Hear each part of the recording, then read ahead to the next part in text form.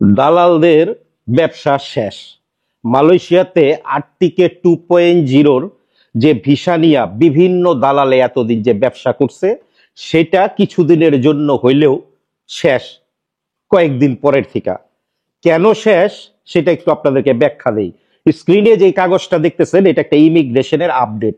যেই আপডেটে ইমিগ্রেশন থেকে বলা হয়েছে আর্টিকে 2.0-তে যারা ফিঙ্গার দিছেন, রেজিস্ট্রেশন করছেন, মেডিকেল করছেন, কিন্তু আপনার বস আজকে পর্যন্ত আপনার পাসপোর্ট জমা দেয় নাই ইমিগ্রেশনে, সেই পাসপোর্ট জমা দেওয়ার শেষ তারিখ হইতেছে জুন মাসের 3 তারিখে।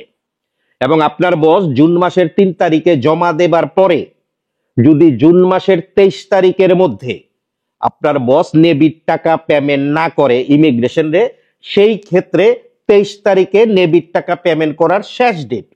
এবং জুন মাসের 30 তারিখে স্টিকার বের হওয়ার শেষ ডেট। এটা হইতেছে আজকের তাজা খবর বলতে পারেন। আমি এই কারণে বলি যে দালালদের কথা শোনা যাবে না। যেই সব ইউটিউবারের ইউটিউব ফৈরারা কিংবা বিভিন্ন ফৈরারা মানুষরে 2023-এর কথা বলতেছে যে 2023-এর ভিসা ছাড়বে, তাদের জন্য এইটা একটা জুতার বাড়ি। বিভিন্নভাবে মানুষরে প্রতারিত করার জন্য বিভিন্ন ফন্দি আঁকছে, বিভিন্ন দালালরা বিভিন্নভাবে রাস্তা খুঁজতেছে, কিন্তু সেই রাস্তা বন্ধ। সরকার পুনরায়, মালয়েশিয়ান সরকার পুনরায় বৈধতা দিতেছে না।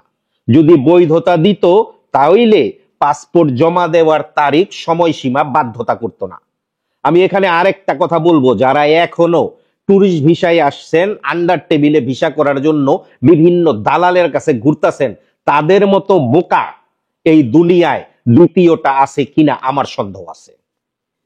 আপনার বস যদি কোনো প্রকারে আপনাকে বলে যে আপনার পাসপোর্ট উনি ইমিগ্রেশনে জমা দিছে, এখন আপনি কিভাবে বুঝবেন সেটা? সেটা বুঝার প্রক্রিয়া হইতেছে, আমি স্ক্রিনে আপনাকে একটা এপির কাগজ দিলাম।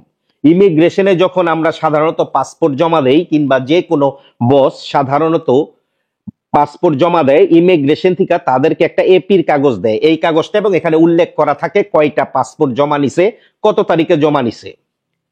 এবং যেদিন আপনার বস নেবির টাকা যদি জমা দেয়, আপনার বস যদি নেবির টাকা জমা দেয়, ইমিগ্রেশন নেবির টাকা বাবদও আপনাকে একটা রিসিট দিবে। নেবির সুরাট বলে কিংবা নেবির রিসিট বলে, যেটা আমি স্ক্রিনে দিলাম আপনাকে দেখার জন্য। এখন আপনার বস যদি 3 তারিখের মধ্যে আপনার এই লেটার দেখাইতে পারে, তাহলে ভাববেন যে আপনার পাসপোর্ট আপনার বস জমা দিছে এবং আপনার ভিসা হবার সম্ভাবনাই বেশি। আপনি এটা ভাববেন না আপনার পাসপোর্ট জমা দিলেই ভিসা হইব, কারণ আরেকটা যাচাই বাছাইয়ের ধাপ আছে।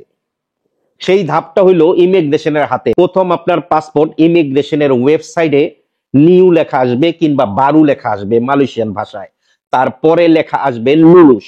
লুলুস লেখা আসার পরে আপনার বস যদি 23শে জুনের মধ্যে নেবির টাকা জমা দেয় তবেই আপনার ভিসা হবে, তাছাড়া আপনার ভিসা হবে না। এখন অনেকেই আছেন এখনো পকেটে টাকা নাই, পাসপোর্ট দিয়ে রাখছেন বসের কাছে, আপনার বস টাকার জন্য আপনার ভিসা লাগাইতেছে না। তাদের উদ্দেশ্যে বলবো এখনো সময় আছে, 3 তারিখের মধ্যে আপনার পাসপোর্ট জমা দেন যদি আপনার বৈধ থাকতে হয়। তা না হইলে যদি অপেক্ষায় থাকেন সরকার আবার পুনরায় বৈধকরণ দিব, এই আশা ছেড়ে দেন। কারণ এইরকম যদি দিত তাইলে এমন ভাবে ধরপাকড় চলতো না যেই পরিমাণে ধরপাকড় মালয়েশিয়াতে চলতেছে এবং যেইভাবে সরকার সাধারণ ক্ষমা দিছে। সো ভিসা কিংবা বৈধকরণের কোনো প্রক্রিয়াই আর দেওয়ার কোনো সম্ভাবনা 1 বছরের মধ্যে অন্তত নাই। কাজী যারা অবৈধ আছেন মালয়েশিয়াতে, আমি তাদেরকে বলবো সম্ভব হইলে, সরকার অবৈধদের দেশে যাওয়ার সুযোগ দিছে, এই সুযোগে আপনি দেশে চলে যান। মালয়েশিয়াতে থাকার কোনো প্রয়োজন নাই অবৈধ। আপনি ধরা পড়লে আপনার জন্য আপনার ফ্যামিলি টেনশনে থাকবে। আপনি ধরা পড়লে অন্তত 1 থেকে 2 মাস আপনি জেল খাটবেন, যতক্ষণ না বাহির থেকে কেউ আপনারে টিকিট দিবে। কাজী ভালো থাকবেন, সঠিক ডিসিশনটা নিবেন।